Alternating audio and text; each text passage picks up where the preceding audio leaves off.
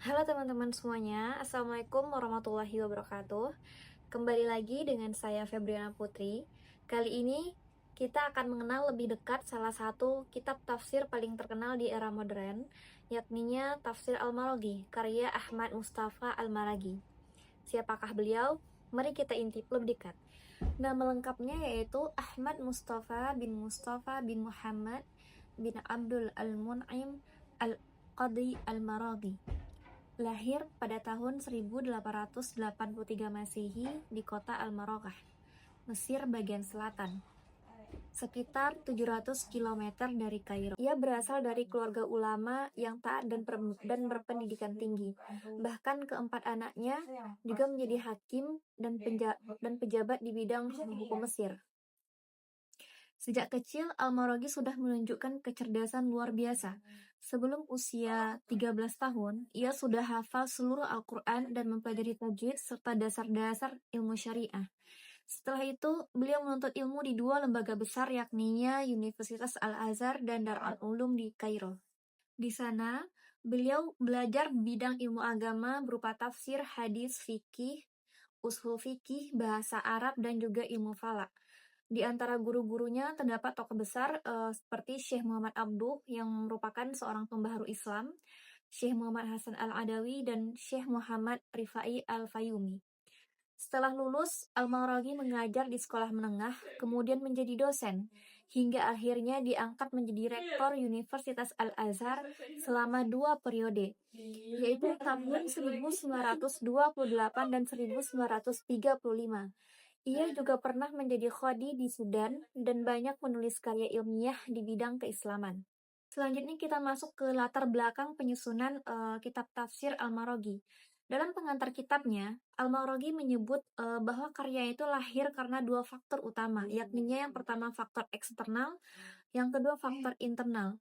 Faktor eksternalnya itu terjadi ketika banyak masyarakat bertanya kepada beliau, kitab tafsir apa yang paling mudah untuk dipahami? Nah, pada masa itu, kebanyakan kitab tafsir itu ditulis dengan bahasa yang sangat ilmiah dan berat, penuh dengan istilah balaghah, nahwu, shoroh, fikih, dan teologi.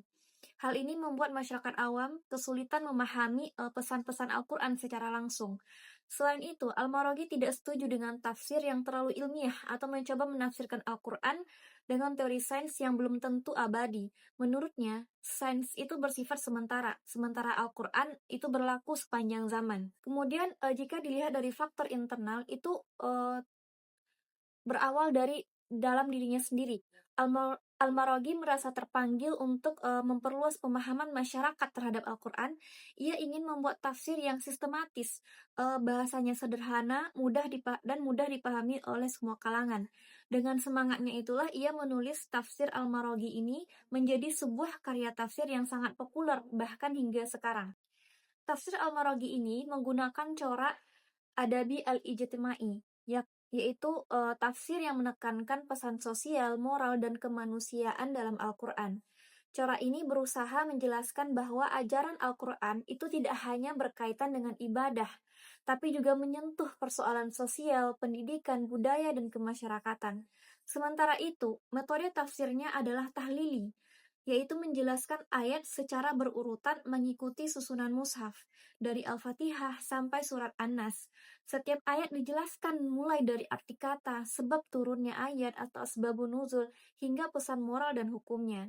Tafsir ini juga memiliki beberapa keistimewaan yang membuat tafsir ini tuh berbeda dari tafsir-tafsir yang lainnya. Di antaranya yaitu yang pertama, bahasanya mudah dipahami. Al-Maraghi menulis dengan bahasa Arab yang ringan agar semua lapisan masyarakat bisa memahami Al-Quran.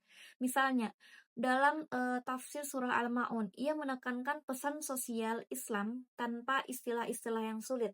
Kemudian keistimewaan yang kedua yaitu menafsirkan satu atau beberapa ayat secara sekaligus. Ia sering mengelompokkan ayat dalam satu tema. Misalnya Quran Surah Al-Baqarah ayat 14 sampai 16 dijelaskan lagi dalam beberapa bagian agar makna setiap ayat itu jelas dan tidak bercampur. Kemudian yang ketiga yaitu beliau juga selalu memberikan kesimpulan di akhir bahasan. Setelah menjelaskan panjang lebar, beliau menuliskan bagian al-khulasah atau inti dari ayat. Contohnya dalam Quran surah Al-Baqarah ayat 23 sampai 24, beliau menegaskan bahwa manusia itu tidak akan mampu menandingi satu surat pun dari Al-Quran. Kemudian ciri yang keempat yaitu beliau tidak berlebihan membahas sains. Beliau itu hanya menyebutkan fenomena alam itu seperlunya untuk menunjukkan keagungan Allah begitu. Jadi misalnya dalam Quran surah At-Tariq ayat 5 sampai 7, beliau menjelaskan proses penciptaan manusia dari air mani itu sebagai tanda kekuasaan Allah. Jadi bukan untuk membahas teori ilmiah itu secara teknis dan mendalam, tetapi hanya untuk menunjukkan bahwa ini tuh keagungan Allah. Kemudian ciri khas yang kelima yaitu beliau sangat menolak kisah Israiliyat. Jadi beliau menilai bahwa banyak tafsir klasik itu terlalu banyak memasukkan cerita dari ahli kitab tanpa verifikasi. Nah, karena itu beliau berusaha menghindari Israiliyat itu dan hanya menggunakan riwayat-riwayat yang sahih dan bermanfaat. Oke teman-teman, demikianlah sedikit pembahasan singkat tentang tafsir Al-Maraghi karya Ahmad Mustafa Al-Maraghi. Nah, semoga menambah wawasan kita tentang bagaimana ulama berusaha menjadikan Al-Quran itu selalu relevan di setiap zaman. Mari kita terus belajar memahami makna Al-Quran, bukan hanya membacanya, tapi juga menghidupkannya dalam kehidupan sehari-hari. Wassalamualaikum warahmatullahi wabarakatuh. See you next video. Bye-bye. Bye.